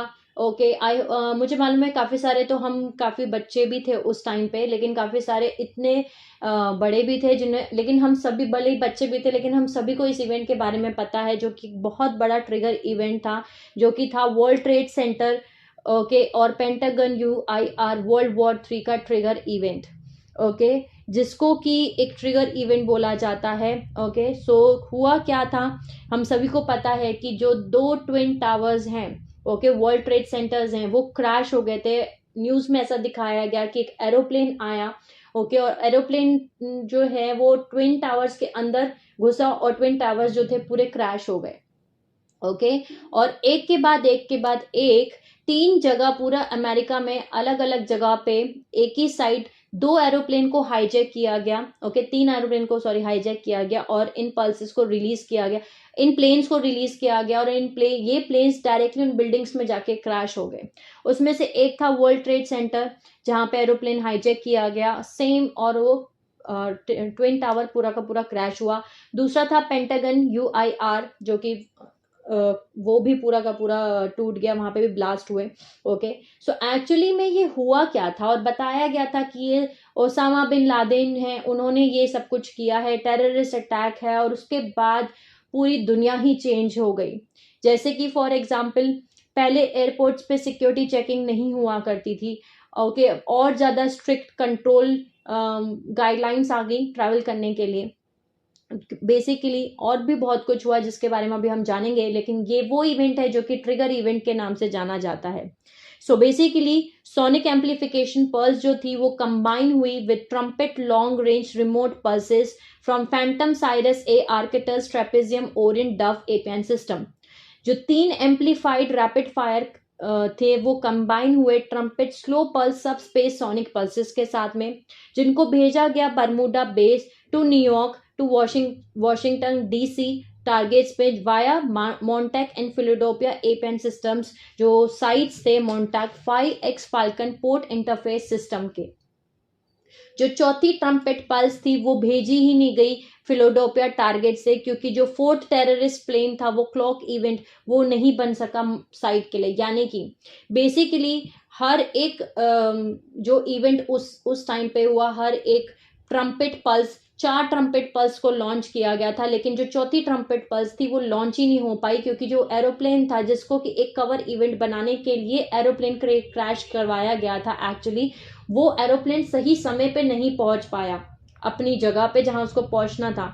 इसलिए चौथी चीज, जो चौथा ट्रम्पेट पल्स था वो सक्सेसफुल नहीं हुआ, लेकिन बाकी 3 जो थे वो सक्सेसफुल हो पाए, क्योंकि उस पे एरोप्लेन अपने सही समय पे पहुंच पाया। सो बेसिकली 11 सितंबर 2001 में UIR ने सक्सेसफुली लिंक कर दिया, एक्टिवेट कर दिया वर्ल्ड ट्रेड सेंटर को, जिसको अब हम वन वर्ल्ड ट्रेड सेंटर बोलते हैं। ओके, आप गूगल पे भी देख सकते हैं, इसका उन्होंने अब नाम चेंज करके कर दिया one world Trade centre. Okay, जो न्यूयॉर्क और पेंटागन वॉशिंगटन DC में है। इन एक्चुअली में 11 सितंबर 2001 में UIR जो था, यानी यूनाइटेड इंट्रोडक्टर रेजिस्टेंस ग्रुप, इन्होंने सक्सेसफुली लिंक कर दिया फिनिक्स स्पाइस साइट्स को to Falcon wormhole to Apian systems. और जो टेररिस्ट अटैक दिखाए गए थे कि ये टेररिस्ट अटैक थे, ये क्लॉक इवेंट्स थे, यानी कि एक क्लॉक का मतलब है हाइड इवेंट्स। जो एक्चुअल सिचुएशन, जो एक्चुअली वो कर रहे थे, उसको छुपाने के लिए उन्होंने एक स्टोरी दिखाई कि ये टेररिस्ट अटैक था, ताकि वो कवर कर सके, हाइड कर सके उन सोनिक पल्सेस एक्टिविटी डैमेज को जो वर्ल्ड ट्रेड सेंटर और पेंटागन बिल्डिंग्स पे हुए। बेसिकली वो कर क्या रहे थे, वो ये एक्चुअल में हो क्या रहा था, वो बेसिकली एक्टिवेशन कर रहे थे फिनिक्स साइट्स के। ओके, ट्रम्पेट पल्सेस को यूज करके, जो प्राइमरी इल्यूमिनाटी ऑब्जेक्टिव था बिहाइंड 11 सितंबर 2001 का। ओके, अब हम थोड़ा सा डिटेल से जानते हैं कि जो 9/11 इंसिडेंट हुआ था, ओके, ये जैसे मैंने आपको बताया अभी कि बेसिकली वो एक तरीके का क्या इवेंट था, वो क्या एक्टिवेशंस कर रहे थे, लेकिन इसको हम थोड़ा सा और डिटेल से डीप में जाके देखते हैं, बिकॉज इसको समझना हमारे लिए बहुत ज़रूरी है, हम सभी के लिए, कि ये क्या था। बेसिकली जो पेंटागन और वॉशिंगटन डीसी में थी, जो साइट्स थी World Trade Centers, twin tower buildings जो न्यूयॉर्क में थी, ये one of the numerous Phoenix spike sites हैं न्यूयॉर्क सिटी में, जो कनेक्ट करती हैं directly to Phoenix worm hole. यानी कि जो ट्विन टावर बिल्डिंग्स हैं, ये वो पार्ट है, ये वो जगह है जहाँ की ग्रिड्स पे, यानी कि अर्थ की जो ग्रिड है, ये कनेक्ट करती है डायरेक्टली न्यूयॉर्क सिटी के अंदर जो है फिनिक्स वर्म होल पे, यानी जो ट्विन टावर्स जहां बने हुए हैं न्यूयॉर्क सिटी में, यानी कि वाया महांता वोर्टेक्स, जो ट्विन टावर्स हैं, जो बिल्डिंग्स हैं न्यूयॉर्क में, ये डायरेक्टली उस लोकेशन पे बने हुए हैं जो डायरेक्टली जाकर के कनेक्ट होते हैं फिनिक्स वर्म होल में, via Manhattan vortex and Montauk 5X falcon APIN system. इनको हम फिनिक्स स्पाइक साइट्स बोलते हैं, ओके। यानी जो एरिया है पेंटागन का, उसको बनाया गया था दूसरे प्राइमरी फिनिक्स स्पाइक साइट्स में, यानी इन बिल्डिंग्स को इन्हीं लोकेशन के हिसाब से बनाया गया है जहां पे फिनिक्स स्पाइक साइट्स हैं, यानी कि जो डायरेक्टली जाके कनेक्ट होते हैं फिनिक्स में, ओके, जो कि डायरेक्टली कनेक्ट होते हैं फिनिक्स वर्म होल में जाकर के। जो तीसरी फिनिक्स स्पाइस साइट थी उस दिन की, जो UIR जिसको होल्ड कर रहे थे, वो ऑनलाइन करने का, एक्टिवेशन करने की कोशिश कर रहे थे, वो लोकेट करती है फिलाडेल्फिया में, ओके, PA में। UIR यानी यूनाइटेड इंट्रोडक्टर रेजिस्टेंस ग्रुप, मैं इसको अब UIR ही बोलूंगी, ओके। इन्होंने मोबिलाइज किया बिन लादेन स्लीपर ग्रुप्स को, ताकि वो ऑर्केस्ट्रेट कर सकें terrorist attack in New York and DC, in order, ताकि वो प्रोड्यूस कर सकें एक कवर इवेंट को, ताकि वो छुपा सकें कि जो ट्रम्पेट पल्स है उसका उसकी इफेक्ट को छुपाने के लिए उन्होंने कवर इवेंट को ये लॉन्च किया, जो कि बेसिकली भेजे गए थे by Phoenix spike sites in locations के। अब जो टेररिस्ट अटैक को स्टेज किया गया था, ऐसा बताया गया था कि इन अमेरिका पे अटैक हो गया है, टेररिस्ट अटैक हो गया है, और बिन लादेन ने और उनसे रिलेटेड जो हैं, उन्होंने, इस ग्रुप ने बेसिकली मतलब इस पे अमेरिका पे अटैक कर दिया गया है, ओके। सो बेसिकली जो UIR इल्यूमिनाटी स्लीपर्स थे, इनको एक पब्लिक स्मोक स्क्रीन क्रिएट करने के लिए बोला गया था। अगर आपने वीडियोस देखे हो, मैं ऐड भी कर दूंगी इस वीडियो में, तो वो वीडियोस में धुआं दिख रहा था लिटरली, ओके। उन्हें पब्लिकली ऐसा दिखाना था कि उन्हें उस एरोप्लेन से स्मोक स्क्रीन दिखानी थी, यानी धुआं, स्क्रीन पे सिर्फ धुआं ही धुआं दिखे, ऐसे इमेज दिखानी थी, ताकि वो ट्रम्पेट पल्सेस जो कोलैप्स करने जा रहे हैं बिल्डिंग को, टॉप से लेके, यानी ऊपर से लेकर के मतलब जब बिल्डिंग क्रैश हो रही थी ऊपर से लेके नीचे तक, उसके पहले ही धुआं उठना शुरू हो चुका था, ओके। वो कवर कर सके उस बात को कि बिल्डिंग्स क्यों गिर गई, ओके। ट्रम्पेट पल्स जो थे वो कॉज था एक्चुअली बिल्डिंग के कोलैप्स होने का, बिल्डिंग गिर गई जो ट्विन टावर्स के, उसका रीजन था ट्रम्पेट पल्सेस, जो टॉप से फिनिक्स स्पाइक से दिखा गया। यानी कि सबसे पहले एक सब सोनिक एम्प्लीफिकेशन पल्स को ट्रांसमिट किया गया ऑन 12 अगस्त 2001, जो कि पल्स नंबर 1 थी। UIR ने इनिशिएट किया amplification slow pulse from Q site 4, जो कि मैक्सिको में थी, ओके, ऑन 12 अगस्त 2001, जो कि मैग्नेटिक पीक है। मैग्नेटिक पीक का मतलब ये होता है कि इस दिन, यानी 12 अगस्त को हर साल मैग्नेटिक पीक बोला जाता है। इस दिन जो हमारा मरखाबा है, अर्थ की जो मरखाबा है, वो सबसे ज्यादा तेज घूमती है, ओके। तो उस दिन सबसे पहले पल्स 1 को लॉन्च किया गया था from Q site 4, okay. Slow pulse को इनिशिएट किया गया था, ट्रांसमिट किया गया था, एम्प्लीफिकेशन किया गया था फ्रॉम मैक्सिको। इस slow moving ultra low frequency scalar pulse को साइमल्टेनियसली लॉन्च किया गया 2 लोकेशन से during the early planetary magnetic peak cycle. पहली सोनिक पल्स को भेजा गया from the area central Mexico called Q site 4, जो कि अनुनाकी का सर्फेंट बेस है, Thoth Enki Zeta Anunnaki races via the Chihuahua Mexico Nibiruian crystal temple network. जो pulse भेजी गई थी पहले नॉर्थ से, फिर वो ईस्ट में, फिर हॉरिजॉन्टल ले लाइन 2 में, वो पास हुई through target number 2 grail point at Sarasota Florida on 3 सितंबर 2001, जहां पे Indigos already rainbow round table को कर रहे थे और उनको भी उस चीज का इफेक्ट हुआ। मैक्सिको पल्स ने इंटरसेप्ट किया सेकेंड पल्स को off the coast of Saint Augustine Florida at the vertical axiatonal line 7 the falcon wormhole 7 August. अब दूसरी सोनिक स्लो पल्स ट्रांसमिट की गई ऑन 12 अगस्त, जो रिलीज की गई थी northward, okay, from the Zeta Necromiton Andromie falcon base beneath lake Titicaca Peru on axiatonal line 7। ये जो दो ultra low frequency sonic pulses थी, ये इंटरसेप्ट हुई at the falcon worm hole on A7L4 यानी axiatonal line 7, longitude line 4, ley line 4, and were then further, उसके बाद ये फर्दर एम्पलीफाइड हुई और ट्रांसमिट हुई via ley line 3 to the target number 3 Falcon base in the Bermuda islands. ये जो amplification pulse थी ये रुकी at target number 3 Bermuda island पे अंटिल सितंबर 11, 2001 तक। और 11 सितंबर को जो डव ग्रुप था, जो जहोवन अनुनाकी रेसेस थे, उन्होंने फिनिक्स वर्म होल को यूज किया एट A7 यानी एक्सीटोनल 7, ले लाइन 4, और वाइट ईगल ग्रुप जो निक्रोमेंटन एंड्रोमी अल्फा ओमेगा ग्रुप हैं, इन्होंने यूज किया falcon worm hole. Simultaneously transmit किए दो मैसिव सब space trumpet pulses.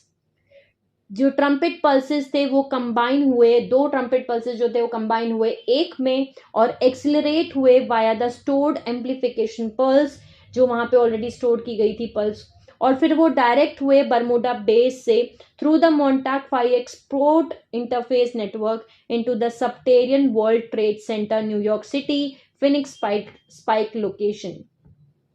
Moments later यानी थोड़ी देर के बाद जो पहला प्लेन था, यानी कि पहले वहां पे वर्ल्ड ट्रेड सेंटर में वो एंटर हो गए, वहां पे आ गया, ओके, ट्रम्पेट पल्स एंटर हो गया। उसके बाद थोड़ी देर के बाद जो पहला प्लेन था वो first world Trade centre tower में स्ट्रक हुआ, जाके टकरा गया अंदर, और जैसे ही वो टकराया वैसे ही UIR ने जो पहले से अरेंज डेडिकेटली कोऑर्डिनेशन के साथ में दूसरी ट्रम्पेट पल्स थी उसको रिलीज कर दिया for the world Trade centre tower number 2, और दूसरी जो पेंटागन सेम प्रोसीजर से फिलाडेल्फिया PA फिनिक्स स्पाइक जो साइट थी उसको भी उनका भी इंटेंशन ये था, उसको भी उनको एक्टिवेट करना था, वो भी UIR का टारगेट था। बट जो चौथा प्लेन था वो कवर अप प्लान था उसके अकॉर्डिंग वो वहां नहीं पहुंच पाया, जिसकी वजह से जो उनका इंटेंडेड डेस्टिनेशन था वो वहां नहीं पहुंच पाया, जिसकी वजह से फोर्थ ट्रम्पेट पल्स जो थी वो नहीं लॉन्च की गई। सो दूसरी प्राइमरी फिनिक्स साइट्स थी UIR की, जो फर्स्ट वेव एक्टिवेशन लिस्ट थी वो थी फर्स्ट एटलांटा जॉर्जिया, सेकंड थी लॉस वेगस नेवाडा, तीसरी थी स्पोकेन वाशिंगटन, तीसरी थी Saint Louis Missouri, fifth one थी डेनवर बोल्डर कोरांडो, सिक्स थी मियामी फ्लोरिडा, सेवन था लंदन इंग्लैंड, एट्थ था इराक एंड नाइन्थ था पैलेस्टाइन। ओके, सो ये हुआ था एक्चुअली बेसिकली उस दिन 11 सितंबर को। आई होप आप सब समझ पाए होंगे कि क्या था ये, मतलब ये क्यों किया गया था। तो टेररिस्ट अटैक जो था वो एक तरीके का कवर इवेंट था जो कि बनाया गया था जानबूझ के, ताकि हमसे जो सच्चाई है वो छुपा सकें वो। आई होप आप सब समझ पाए होंगे कि एक्चुअली क्या हुआ था। और जैसे मैंने आपको पूरा प्रोसेस तो बताया ही है एक तरीके से, ओके, लेकिन इसको और अगर हम सिंपल लैंग्वेजेस में समझें तो एक तरीके का वो कवर इवेंट था जो कि किया गया। बेसिकली वो अपने स्पाई साइट्स को एक्टिवेट कर रहे थे, ओके, जो UIR थे वो एक्टिवेशन कर रहे थे अपने फिनिक्स मैट्रिक स्पाई साइट्स का, ओके, और 12 अगस्त 2001 से ही ये शुरू हो गया था, जो कि मैग्नेटिक पीक है वाया सब space infrasonic sound sonic scalar pulse transmission, जो जिसने क्रिएट किया एक ट्रिगर इवेंट ताकि वो एक्सिलरेट कर सकें अपना one world order illuminati one world war 3 agenda को। और 12 अगस्त को जैसे मैंने आपको बताया 2 सोनिक एम्पलीफिकेशन स्लो पल्स को लॉन्च किया गया था। एक जो थी वो अगस्त लाइन मैक्सिको क्यू साइट 4 है वहां से, और एक जो थी वो इनटू चुआचा मैक्सिको पैलर्स टारगेट नंबर 3 जो ले लाइन 4 पे आता है।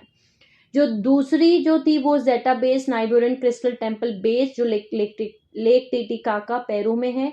7 सितंबर को 2 स्लो पल्सेस इंटरैक्ट किया इन दोनों स्लो पल्सेस ने एक दूसरे के साथ, और ये ब्लेंड हुई at the Phoenix worm hole on axiatonal line 7 और ले लाइन 4। उसके बाद इन्होंने ट्रेवल किया to A3LI4 which is where जहां बरमुडा टारगेट नंबर 3 है। ओके, और वहां पे ये स्टोरेज और एम्पलीफिकेशन के लिए रुक गए, ये पल्सेस वहां रुक गई बेसिकली। और 11 सितंबर को 3 ट्रम्पेट फैंटम इंफ्रासोनिक के सोनिक पल्सेस रिलीज किए गए from the Phoenix worm hole, और उसकी corresponding amplification slow pulses release की गई बरमुडा बेस से 3 डिफरेंट टाइम्स पे, ताकि वो एक्टिवेट कर सके फिनिक्स मैट्रिक्स स्पाइक्स इम्प्लांट्स जो कि बनाए गए हैं नीचे वर्ल्ड ट्रेड सेंटर और पेंटागन बिल्डिंग के। और ये सब कुछ हुआ बिकॉज ये वो कोशिश कर रहे थे अपने एपीएन सिस्टम्स को एक्टिवेट करने के लिए। 8 सितंबर को ही पहले से ही प्री एग्जिस्टिंग टेररिस्ट सेल्स जो थे उनको एक्टिवेट कर दिया गया था बाय द यूआईआर इल्यूमिनाटी, ताकि वो इनिशिएट कर सकें प्री प्लान सितंबर 11, 2001 का टेररिस्ट अटैक। 1995 में जो Oklahoma city bombing terrorist attack था और जो Waco Texas Branch Davidian massacre था, वो भी क्लॉक इवेंट्स थे for omicron draconian infrasound sonic pulses. जो बिन लादेन टेररिस्ट ग्रुप है जो इवॉल्व हुआ था फर्स्ट, ओके, ये अंडर द फाल्कन एजेंडा काम करता है इन द 1970s, जिसको मोटिवेट किया गया by the Zeta Rigelians with psychotronic pulses, ताकि वो बिल्ड कर सकें ओके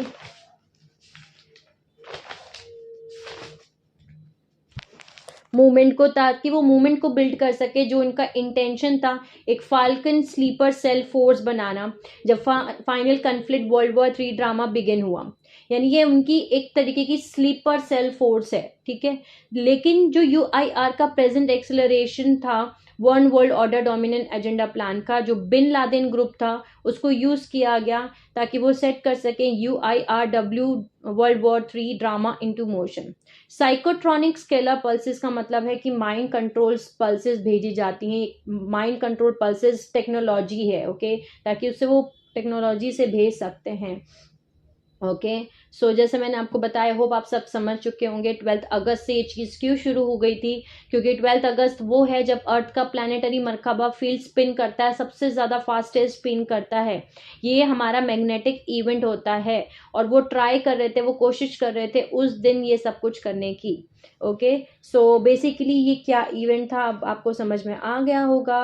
ओके, लेकिन फिर भी मैं इसको एक बार और इवेंट, क्योंकि ये मेरे खुद के लिए भी बहुत डिफिकल्ट था इतना डिटेल से समझ पाना कि कौन सी पल्स कहाँ से आई, कौन से ले लाइन पे रुकी, कौन से टारगेट से रिलीज हुई, क्या हुआ। सो बहुत सिंपल लैंग्वेज में मैं बोलूँ तो वो अपना फिनिक्स एपीएन सिस्टम को एक्टिवेट करना चाहते थे और उन्होंने इसके थ्रू वो एक्टिवेशंस किए। ओके, सो पल्स नंबर 1 यानी पहली पल्स को उन्होंने इनिशिएट किया, यूआईआर ने इनिशिएट किया एम्पलीफिकेशन स्लो पल्स, बहुत स्लो पल्स भेजी फ्रॉम क्यू साइट 4 जो कि अगस्त लाइन्स मैक्सिको में होती है, जो 12 अगस्त जो हमारा मैग्नेटिक पीक है। ओके, उस दिन उन्होंने पहली स्लो पल्स को रिलीज किया गया, इनिशिएट किया गया। पल्स 1 जो थी वो ट्रेवल करके नॉर्थ वेस्ट की तरफ जो IH4 है, जो इनर अर्थ हॉरिजॉन्टल लाइन है 4, वहां से ट्रेवल करके वो पैलर्स टारगेट नंबर 3 इन चुआचा मैक्सिको और नॉर्थ 2L4 जो अर्थ की हॉरिजॉन्टल ले लाइन गीजा लाइन है वहां पे पहुंची। अगस्त लाइन मैक्सिको यानी कि ये हमारा पैलर्स टारगेट नंबर 3 है।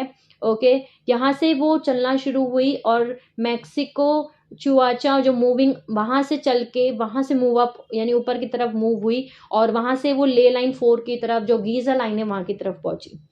पल्स 1 ने ट्रैवल किया ईस्ट में on ley line 4 to the grail target number 2 जो सेरोस्टा फ्लोरिडा में है। वहां पे साइकोट्रॉनिक फास्ट पल्स को लॉन्च किया गया 3 सितंबर को along with pulse number 1 in UIR attempt, ताकि वो सबटाज कर सकें जो ग्रोल पॉइंट पे रेनबो राउंड टेबल चल रहे थे। ओके, जो इंडिगोज वहां पे रेनबो राउंड टेबल्स कर रहे थे उनको रोका जा सके। पल्स 1 जो थी वो स्प्लिट हो गई ओके इनटू ले लाइन नंबर 2 ग्रुअल लाइन में और पास हुई ग्रुअल लाइन से 3 सितंबर को। पल्स 1 ने फिर रीइमर्ज किया ऑन ले लाइन 4, फिर ट्रेवल किया ईस्ट से टू L4 और A7 फिनिक्स वर्म होल। एक और पल्स को इनिशिएट किया गया जिसको बोला जाता है एम्प्लीफिकेशन पल्स, और इसको भी स्लोली ये भी स्लोली आ रही थी, ये स्लो पल्स की तरह ही आ रही थी फ्रॉम टारगेट नंबर 7 जो लेक टिटिकाका पेरू है, और इसको रिलीज किया गया बेसिकली। ओके, इसको रिलीज किया गया और on the magnetic peak as well as on 12 August 2001। Pulse 2 जो थी उसने ट्रेवल किया नॉर्थ से on axiatonal line 7 to A7 to L4 ताकि वो ब्लेंड कर सके पल्स 1 के साथ में at Phoenix worm hole on 7 सितंबर। इन ब्लेंडेड स्लो पल्स जो थी वो कंटिन्यू हुई ईस्ट में on ley line 4 to A3 to L4 intersection, then travel किया north on A3 to target number 3 Bermuda zeta base ताकि वो एम्प्लीफिकेशन के लिए 9-11 एम्प्लीफाइड ट्रम्पेट पल्सेस यानी कि 3 ट्रम्पेट पल्सेस जो फिनिक्स वर्म होल से आ रही थी ऑन A7 जो कि वहां पे सब इकट्ठा हुई थी, ब्लेंड हुई थी। Okay, this is the place जहां पे सारी ब्लेंडेड हुई थी। वहां से एम्प्लीफिकेशन पल्सेस जो थी बरमूडा से ऑन IH3 वहां से वो मर्ज हुई at Montauk 5X worm hole interface port, then transmit की गई WTC यानी World Trade Center and Pentagon Phoenix 5 sites. Okay, so इस तरीके से उन्होंने बेसिकली ये एक दो ट्विन टावर्स को पूरा का पूरा ब्रेक कर दिया, गिरा दिया। बेसिकली वो अपना टारगेट अपना एपेन सिस्टम्स को एक्टिवेट कर रहे थे, लेकिन उन्होंने जानबूझ करके उस कवर ऐसा दिखाया कि टेररिस्ट अटैक है ताकि जो सच्चाई है ओके वो छुप सके। ओके, ये एक तरीके से मैं ऐसा बोल सकती हूँ, ये बेसिकली ऐसा है जो ट्रम्पेट टेक्नोलॉजी है, ये ट्रम्पेट टेक्नोलॉजी जो है ये वो अपने यूज कर रहे थे sound technology. Okay, so basically वो सेटअप कर रहे थे स्पाइक्स को, अपने स्पाइक साइट्स को यूज कर सेटअप कर रहे थे, वो इंटरफेस सेटअप कर रहे थे। उनका एक बहुत बड़ा ह्यूज प्लान था कि वो ट्रम्पेट टेक्नोलॉजी से भेजेंगे ओके थ्रू द ग्रिड्स और trumpet technology. Okay, trumpet technology जो है वो highly sensitive powerful sound technology है। ओके, क्योंकि साउंड ज़्यादा पावरफुल है लाइट से, बिकॉज पहली थिंग जो आती है गॉड सोर्स से वो साउंड है, उसके बाद लाइट है। इसको हम ऐसा देख सकते हैं कि जैसे बिजली जब कड़कती है तो पहले लाइट और मतलब साउंड पहले आती है और लाइट थोड़ी देर के बाद ट्रेवल करके हमें आसमान में दिखती है। सो साउंड ज़्यादा पावरफुल है। सो जो ट्रम्पेट टेक्नोलॉजी है वो साउंड टेक्नोलॉजी है। ओके, सो जो ये जो ट्रम्पेट टेक्नोलॉजीज थी इनको जो ट्रम्पेट टेक्नोलॉजीज हैं इनको हम दोनों तरीके से यूज कर सकते हैं। अच्छी तरीके से भी यूज की जा सकती हैं फॉर पॉजिटिव थिंग्स और नेगेटिव थिंग्स के लिए भी यूज किया जा सकता है। ओके, सो डिपेंड करता है कि एक्चुअली इनको यूज कौन कर रहा है। सो ये एक तरीके की सोनिक पल्सेस हैं जिनको ग्रिड्स के थ्रू पुट किया गया था, और जब ये इकट्ठी होती हैं तो ये एक तरीके का ट्रम्पेट बनाती हैं। ये इतनी हाईली पावरफुल बीम्स हैं, सोनिक ब्लास्ट हैं बेसिकली, कि अगर इनको ग्रिड्स में डाल दिया जाए तो अच्छे और बुरे दोनों के लिए यूज किया जा सकता है। जैसे मैंने आपको बताया, इसका बहुत अच्छा एग्जाम्पल एक और है कि अगर आपने एक ऐड देखो, एक ऐड आता था एडवर्टाइजमेंट जहाँ पे एक ओपरा सिंगर जो थी वो गाना गा रही होती है माइक पे, वो आ ऐसे करके गाना गा रही होती है, बहुत सुपर लाउड आवाज में गा रही होती है, और जो उसके आसपास के कांच होते हैं उसकी आवाज से वो पूरे कांच टूट जाते हैं। एडवर्टाइजमेंट आता था, बहुत फेमस एडवर्टाइजमेंट था, तो उसका जो आसपास जो ग्लास था, लिटरली वो अपने वॉइस से, अपने वोकल से, अपने उस आवाज से, साउंड से उन ग्लास को वो तोड़ देती है। सो ये वही टेक्नोलॉजी है और जिसको यूज किया गया था उस टाइम पे। और उस टाइम पे हम एक्चुअली बोल सकते हैं कि पुराने टाइमलाइंस में जब अटलांटिस सिविलाइजेशन हुआ करता था, जब लेमोरियन सिविलाइजेशन हुआ करता था, तब हम सब इस टेक्नोलॉजीज के बारे में हम जानते थे। ओके, ट्रम्पेट टेक्नोलॉजी के बारे में हमें पता था, बहुत सारी टेक्नोलॉजीज हैं जिनके बारे में हम नहीं जानते, बट उस टाइम पे हम सभी को पता था कि इन टेक्नोलॉजीज को कैसे यूज किया जा सकता है, कैसे आप साउंड टेक्नोलॉजीज को यूज कर सकते हो। ओके, जैसे कि उस टाइम पे बेसिकली गार्बेज नहीं हुआ करते, डस्टबिन्स नहीं होते थे। ओके, जैसे आज के टाइम पे हमारे पास कचरा होता है। ओके, हम डस्टबिन्स में फेंकते हैं, फिर वो कचरा उठा करके वो ले जाते हैं और फिर कहीं एक जगह पे वो कचरा जमा किया जाता है। कचरा कई जगह पे पड़ा रहता है, सड़ता रहता है। बट जो पहले की सिविलाइजेशंस थी, एटलांटिन सिविलाइजेशंस, लेमोरियन सिविलाइजेशंस, वो इन साउंड टेक्नोलॉजीज को यूज करके इस कचरे को गायब कर देती थी। ओके, ये कन्वर्ट हो जाता था, ऐसे कचरा कचरा डंप करने के लिए कहीं डस्टबिन्स नहीं होते थे। ओके, सो उस टाइम पे हम चीजें फेंकते नहीं थे। ओके, हम इन साउंड टेक्नोलॉजीज को लिटरली बटन्स की एक बटन, ऐसा समझिए एक बटन लगा हुआ है, साउंड टेक्नोलॉजी को बटन को प्रेस किया और ये एवोपरेट कर देता था चीजों को, उड़ा दे, पूरा जो कचरा है उसको एवोपरेशन जैसे उड़ जाता है, पूरा भाप बन के उड़ जाता है, ऐसे वो एवोपरेट हो जाता था इनटू डस्ट, डस्ट में कन्वर्ट हो जाता था वो। ओके, और हिस्ट्री में भी जब हम उठा के देखें और हम सोचें कि उस समय पे, अच्छा ठीक है, एटलांटिन सिविलाइजेशन पे, लेमोरियन सिविलाइजेशन पे इन्होंने सब कुछ किया, लेकिन इतनी सारी जो डेथ हुई उनकी बॉडीज कहाँ चली गई। ओके, सो उस टाइमलाइन में, उस सिविलाइजेशंस में जो है ये इस टेक्नोलॉजीज को यूज करके उस टाइमलाइन में हम लोगों को जो बॉडीज थी, हमारी डेड बॉडीज थी, उसको भी ऐसे ही कन्वर्ट कर दिया जाता था। यानी पहले के जो सिविलाइजेशंस हुआ करते थे उस टाइमलाइन में जो डेड बॉडीज थी उनको ना तो जलाया जाता था, ना उनको दफनाया जाता था। ओके, जैसे आज हम दफनाते हैं, ओके, मिट्टी के अंदर डाल के दफना देते हैं, या फिर हम उनको हिंदूज में जैसे जला दिया जाता है। ओके, ऐसे नहीं किया जाता था पुरानी सिविलाइजेशंस में। जो है वो कंटिन्यू इन चीजों को यूज करके, इन टेक्नोलॉजीज को यूज करके वो एवोपरेट कर देते थे। ओके, साउंड टेक्नोलॉजी से हमारी पूरा जो बॉडी का मैटर फॉर्म है वो कन्वर्ट हो जाता था इनटू द थिंग्स। और ये उस टेक्नोलॉजीज को यूज आज भी कर रहे हैं, क्योंकि हम भूल चुके हैं, लेकिन ये रेस लाइन, जो फॉलन रेस लाइन से ये नहीं भूली हैं। तो वो बेसिकली 9/11 पे फिनिक्स स्पाइक साइट्स को सेटअप कर रहे थे इस टेक्नोलॉजी को यूज करके, और ये अपना जो फिनिक्स उनका एपीएन सिस्टम है, फिनिक्स ग्रिड है, उसको कंप्लीटली एक्टिवेट कर रहे थे।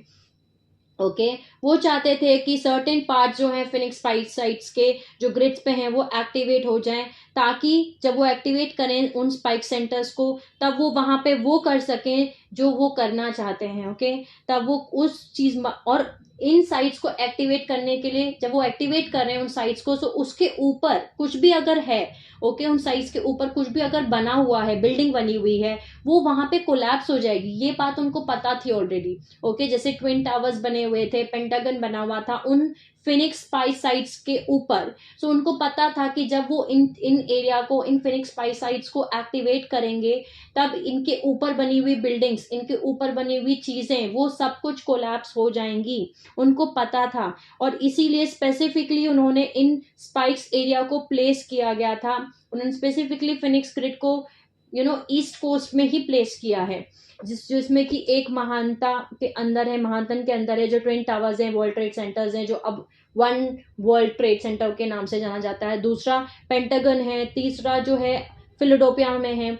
सो उनको पता था कि वो जब ये सब चीजें करेंगे, जब वो ट्रम्पेट पल्सेस को भेजेंगे, सो जो भी उन स्पाइक साइट्स के ऊपर है वो इंस्टेंटली, वो तुरंत ही कोलैप्स हो जाएगा, गिर जाएगा।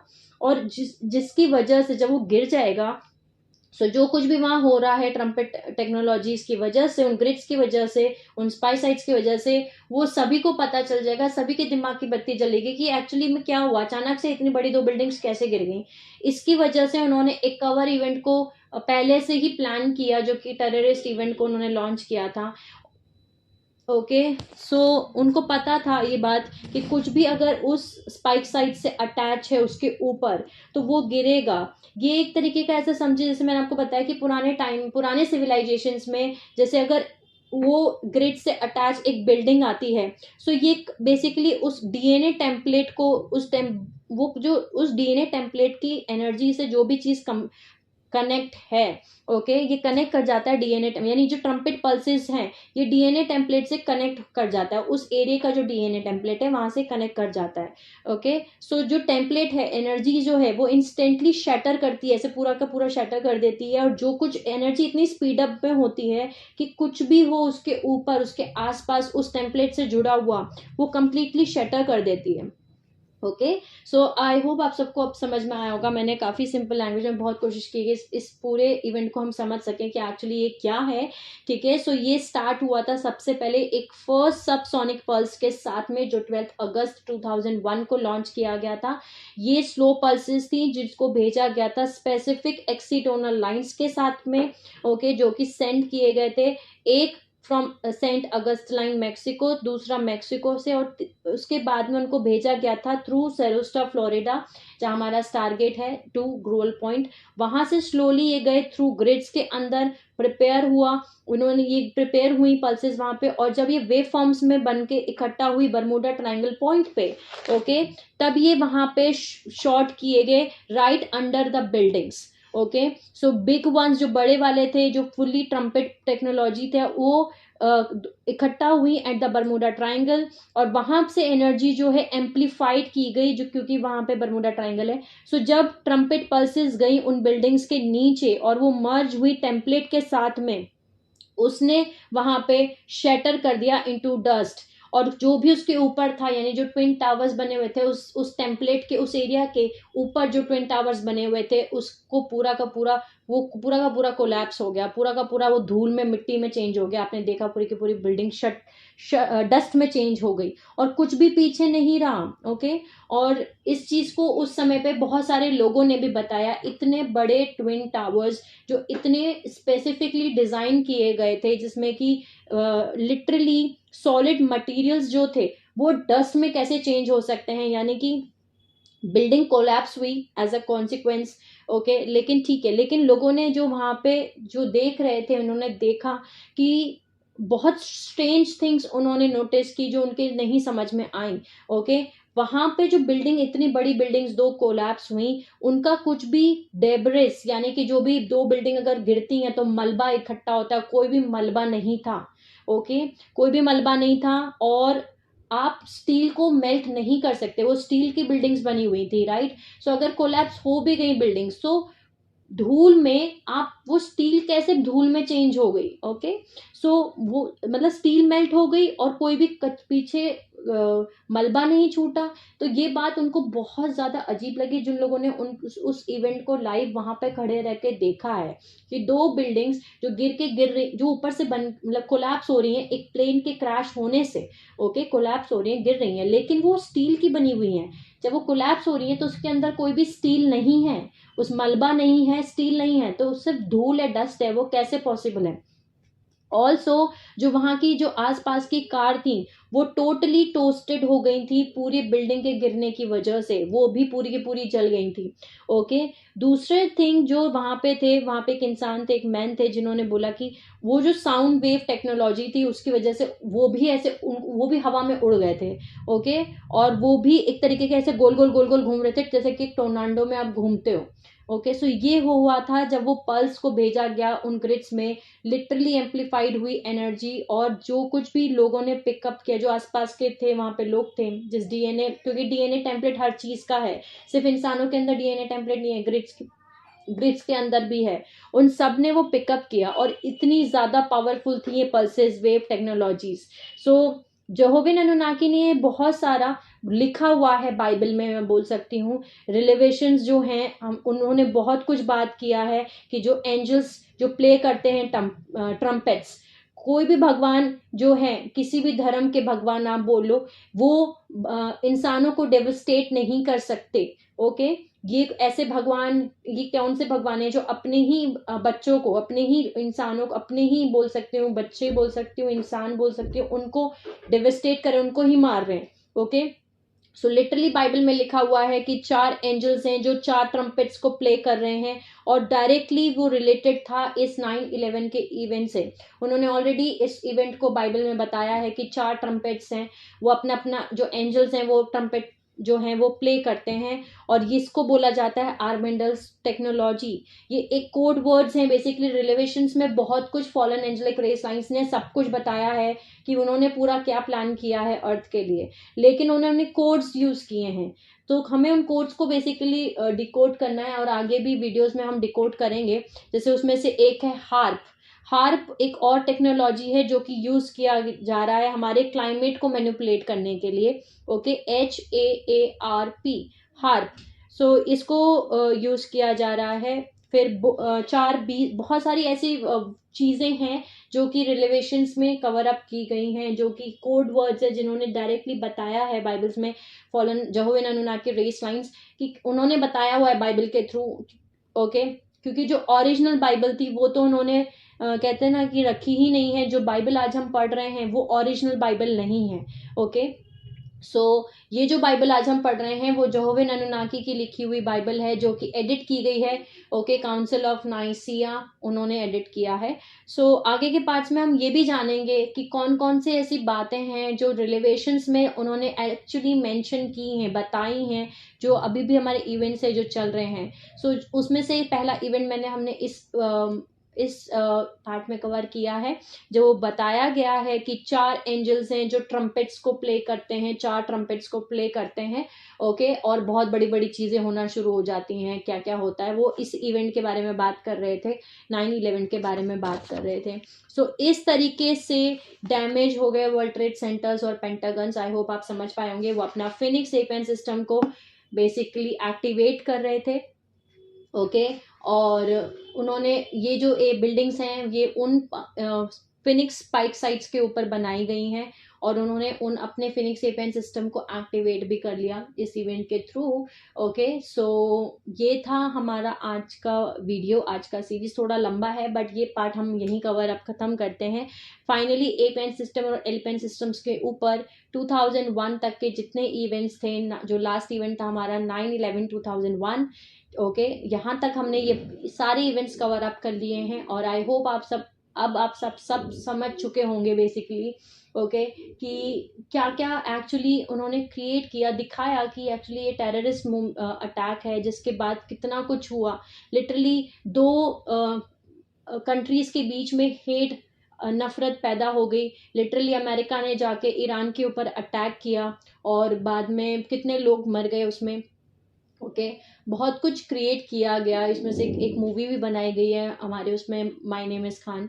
ओके, सो बहुत सब कुछ उन्होंने क्रिएट किया। उसके बाद बहुत सारे लॉज भी चेंज हुए। अमेरिका में फटाफट एक लॉ बनाया गया जिसके तहत, जिसमें कि उन्होंने ये साइन किया गया कि वो 24 आवर्स जितने भी वहाँ के लोग हैं उनके ऊपर वो नज़र रख रखा है उन्होंने उस लॉ के अकॉर्डिंग।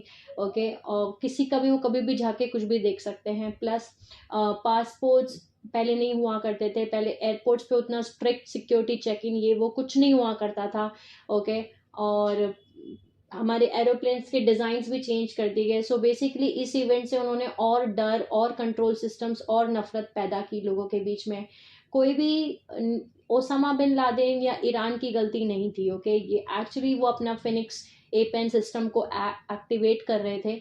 ओके, और उनको पता था कि वो इस टेक्नोलॉजी को यूज़ कर रहे हैं, और ये टेक्नोलॉजी जो है वो डीएनए टेम्पलेट को शटर कर देती है, किसी भी चीज़ को डस्ट में कन्वर्ट कर देती है।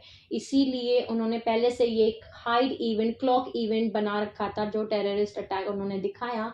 ओके, और बहुत ही लाजवाब प्लानिंग भी उन्होंने की, क्योंकि काफ़ी हद तक वो सक्सेसफुल हो पाए उस टाइम पे। जो वो करना चाहते थे, नफरत फैलाना चाहते थे हिंदू मुस्लिम्स के बीच में, कंट्रीज़ के बीच में।